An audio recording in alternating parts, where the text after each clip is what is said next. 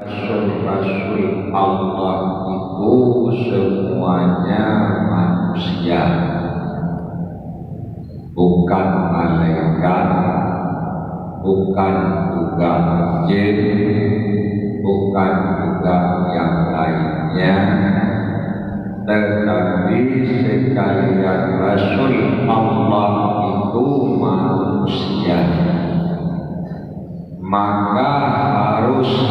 pada segala rasul bersifat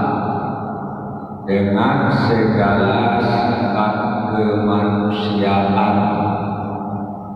yang sifat tersebut tidak membawa kepada kekurangan pada